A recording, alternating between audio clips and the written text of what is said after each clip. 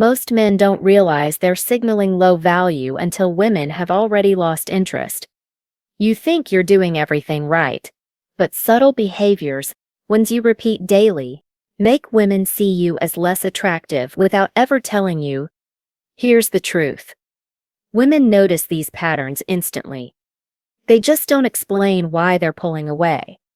I'm revealing 7 specific behaviors that drop your value in her eyes. Behaviors most men are completely blind.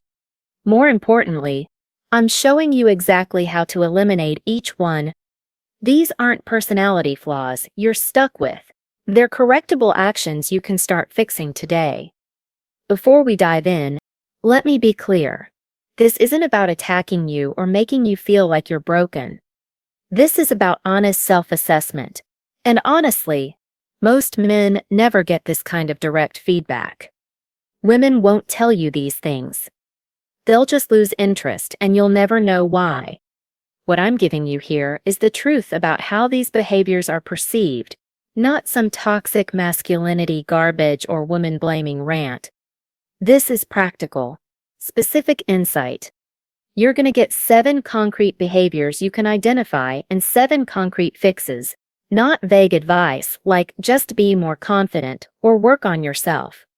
This is about understanding exactly what signals low value and exactly how to course correct. So why does this matter so much? Let me break down exactly what's at stake. Here's the reality most men never face. You're not getting honest feedback. When a woman loses attraction, she doesn't sit you down and say you're exhibiting low-value behaviors. She just pulls away.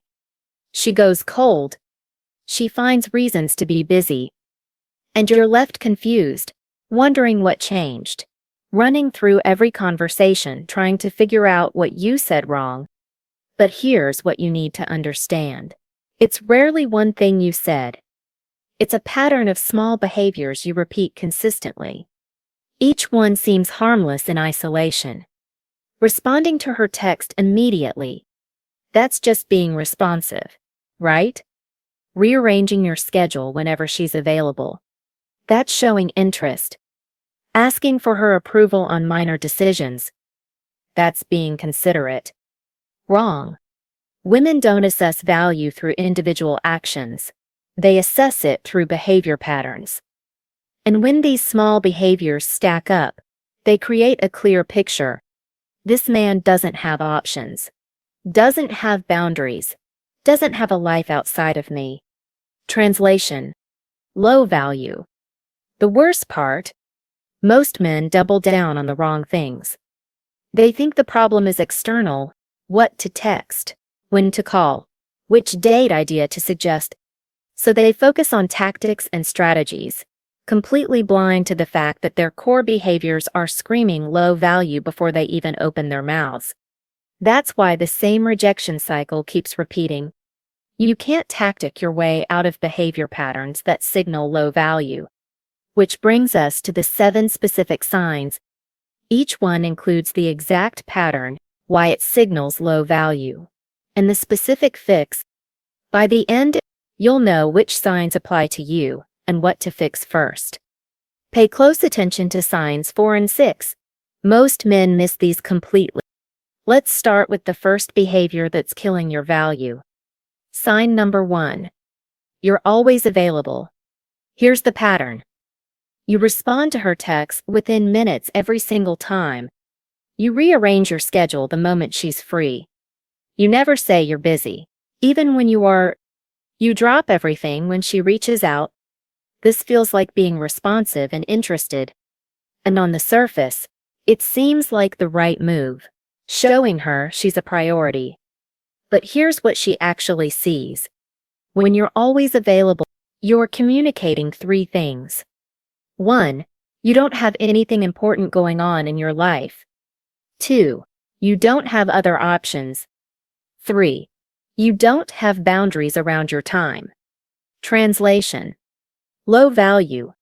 Women are hardwired to assess scarcity. Scarcity creates value.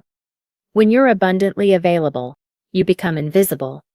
She thinks, he'll always be there whenever I want attention, So there's no urgency, no challenge, no pursuit required from my end. Here's the fix. Implement response delays. Minimum 2-3 hours before you text back, even if you see the message immediately. Start saying no to 30% of her spontaneous requests. Build actual schedule density so you genuinely have commitments. Set specific availability windows and stick to them, regardless of who's texting. And here's the deeper insight most men miss. Your availability should mirror her investment level, not exceed it. If she's texting every 6 hours, you text every 6 hours. If she's suggesting plans once a week, you match that frequency. The moment your availability outpaces her investment, you signal lower value. But constant availability isn't the only thing sabotaging you. Sign number 2. You seek validation through her reactions. This is the pattern. You send a text and immediately check to see if she read it. When she doesn't respond quickly, you start wondering if you said something wrong. You fish for compliments. Did you like the restaurant I picked? Was that outfit okay? You ask, are you mad at me? When she's just busy, you adjust your entire mood and behavior based on whether she's warm or distant that day. This feels like emotional attunement, like you're being considerate of her feelings. But here's what she actually perceives. Emotional neediness. You're outsourcing your emotional stability to her. Every time you seek reassurance, you're essentially saying, I need you to regulate my emotions because I can't do it myself. That's a burden, not a partnership. Women are attracted to men who validate themselves, not men who need constant emotional feedback from her to feel okay. Here's the fix. Stop asking validation-seeking questions entirely. When you have something to say, state it without seeking agreement or approval. Practice outcome independence. Say what you mean, do what you think is right, and let her reaction be her reaction without it affecting your emotional state. Before you send any text or make any decision, ask yourself, am I doing this for my own clarity and purpose? Or am I doing this to get her approval? If it's the latter, don't do it. And here's the deeper truth. The moment you stop needing her reaction is the exact moment her reaction shifts. Women are hyper-aware of when a man's emotional state depends on them. The second you become outcome independent, she feels it. Seeking validation externally connects to an even deeper pattern. Sign number 3. Your effort outpaces her investment. The behavioral pattern looks like this. You're planning elaborate dates while she's suggesting just hang out. You're sending her long, thoughtful texts and she's replying with 3 words. When she pulls back, you pursue harder, thinking more effort will win her over. You're constantly the one initiating, planning, investing energy. And she's just there. You think this shows dedication, that you're proving your interest. Here's what she actually sees. You're the seller. She's the buyer. You've reversed the attraction polarity. Attraction requires investment, but it can't be one-sided. When your effort massively outweighs hers, you're handing her all the power. She doesn't have to try at all because you're doing the work for both of you. Translation. She loses interest because there's no challenge, no pursuit required from her side. The fix is simple but brutal. Match her effort level precisely. If she sends short texts, you send short texts. If she's suggesting low-effort plans, you match that energy. And here's the hardest part. When she pulls back, you pull back. You mirror. You don't chase. Let her wonder why you're not pursuing harder like you used to. Track your investment ratio. If you're consistently giving 80% while she's giving 20%, immediately cut yours down to 20%. I know that feels counterintuitive, but here's the truth. Your restraint tests her interest level. Your over-pursuit confirms her disinterest. When you stop chasing, you force her to make a decision, pursue you, or let you go. And that decision reveals everything. Which brings us to sign 4. And this one's brutal, because most men don't even realize they're doing it. Sign number 4. You're apologizing for things that don't require an apology. This is the one that hits hardest because it's so subtle you don't even notice you're doing it. The pattern.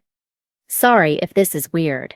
But before you state an opinion, I'm sorry when you set a boundary. Sorry for bothering you when you text her first. Apologizing before you even say what you need. You preface everything with sorry because you think it softens the impact, makes you seem considerate. But here's what you're actually communicating. You don't believe you deserve to take up space. Every unnecessary apology is you saying, my presence, my preferences, my needs are inherently burdensome. It's self-betrayal wrapped in politeness. And women pick up on this instantly. If you don't value your own right to exist fully and state your needs, why should she? Here's the fix. Only apologize for actual wrongdoing. If you genuinely hurt her or made a mistake, apologize. Everything else, cut it. Replace sorry with excuse me for non-offenses. State your preferences without cushioning. I'd rather do X instead of sorry, but I kind of prefer X. Own your needs without pre-apologizing. I need space tonight, not sorry. I know this is selfish, but I need space. Track how many times you say sorry in one day. If it's over 5, you're self-sabotaging. Women are attracted to men who believe they deserve to exist fully, not apologetically. Your needs, your boundaries, your opinions, they don't require an apology for existing. Now, if you recognized yourself in that one, this next sign will hit even harder. Sign number 5. You're seeking her permission for your decisions. This shows up as, is it okay if I, for minor choices? Constantly asking, what do you think I should do? About things that are your call. Framing your plans around getting her green light before you act. Waiting for her approval to make moves in your own life. You think this is being considerate, respectful, including her in decisions. But here's what she actually perceives. You can't lead yourself, let alone lead a relationship. Every time you ask permission, you're abdicating masculine decision-making responsibility. She doesn't want to be your mom, making decisions for both of you. She's testing whether you can be decisive without her input. And you're failing the test every time you ask, should I? The fix: make decisions, then inform. Don't ask permission. Invite her into your plans without building those plans around her approval. Say, I'm doing X on Saturday. Join me if you want not. Should I do X? Would you want to come? The shift is subtle but massive. You're the one with the plan. She can opt in or opt out, but you're moving forward either way. Start small. Decide where to eat without asking her opinion first. Pick the movie without a pre-discussion. Choose the meeting time. Then scale up to bigger decisions. You're not being inconsiderate. You're being decisive. And decisiveness is attractive. Here's what most men miss. She's not testing if you'll consult her. She's testing if you can decide without her. When you constantly seek permission, you're telling her you can't function independently. And that's unattractive at a primal level. Permission seeking connects to a behavioral pattern that's even more damaging. Sign number 6. You're talking more than listening. The pattern: you dominate conversations with your stories. You interrupt her to share your perspective. You fill every silence with more talking. You anxiously over-explain yourself after saying anything remotely personal. You monologue about your life, your interests, your day, and when she finally speaks, you're just waiting for your turn to talk again. This feels like engaging conversation, like you're connecting, sharing, being open. Here's what she actually perceives. You're performing for validation. Either you're so insecure you need to prove your worth through verbal performance, or you're so self-absorbed you don't actually care what she thinks. Either way, it's exhausting. She's wondering if you even notice she's there, or if she's just an audience for your monologue. Here's the fix. Implement the 60/40ths rule. She talks 60%.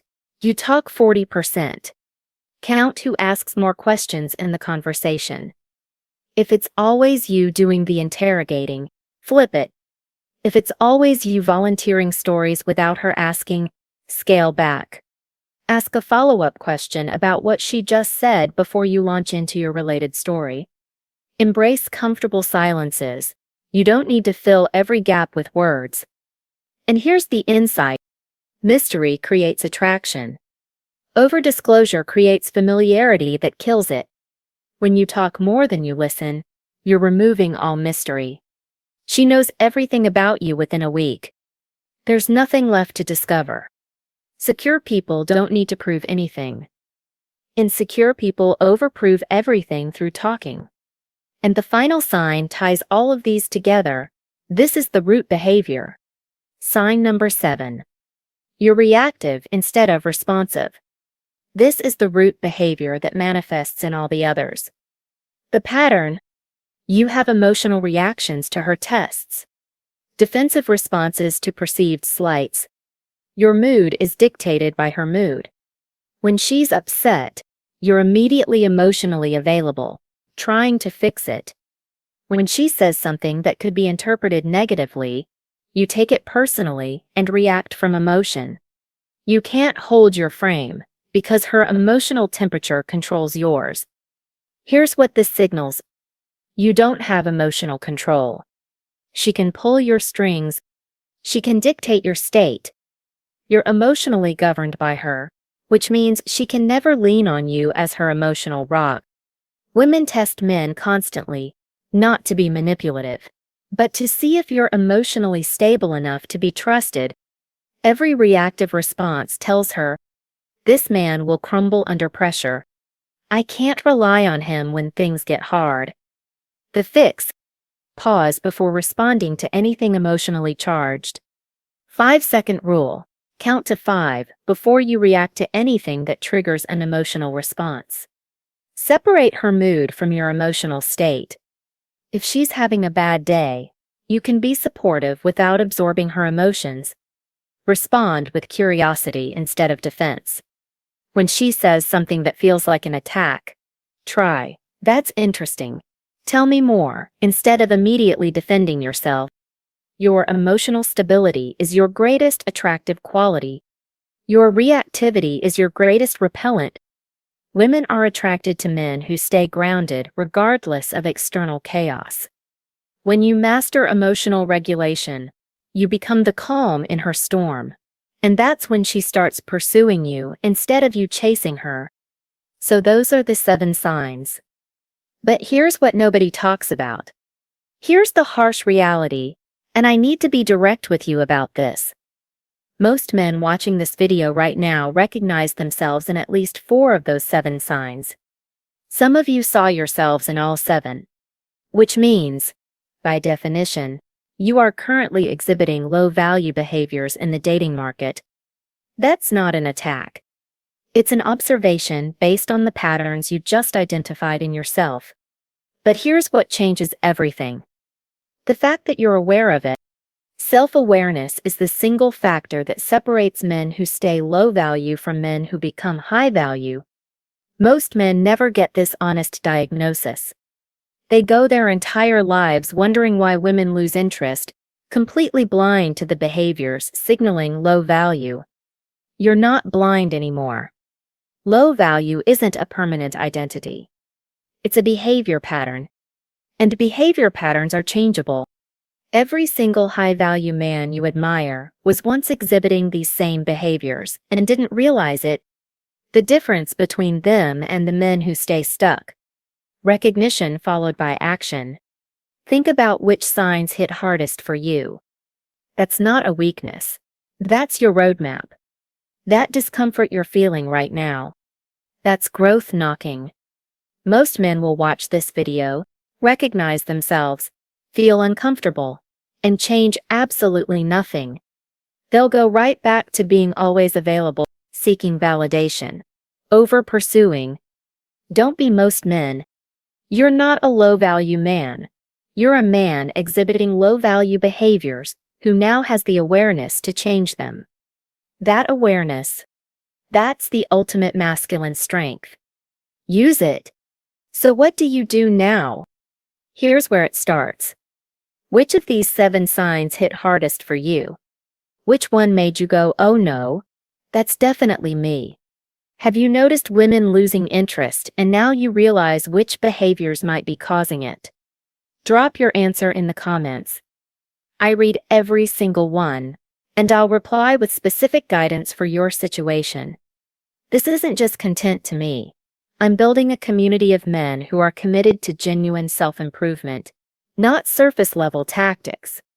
This channel isn't about manipulation or tricks. It's not about blaming women or becoming some fake alpha version of yourself. It's about becoming genuinely high-value men who don't need tricks because their core behaviors signal value naturally. You're now part of a group of men who chose honest self-assessment over comfortable delusion. That takes courage. If you recognized yourself in more than 3 of these signs, here's where to start. Focus on sign 1 and sign 7 first. Get control of your availability and your reactivity. Those 2 create the foundation for fixing the others. Master those, and the rest start correcting themselves naturally. You've got the diagnosis. You've got the fixes. Now it comes down to execution. Most men will nod along, recognize the patterns, and do nothing. You don't have to be most men. Self-awareness isn't weakness. It's the ultimate masculine strength. You just took the first step toward becoming the man women actually want to pursue, not the man who has to chase. Now go execute.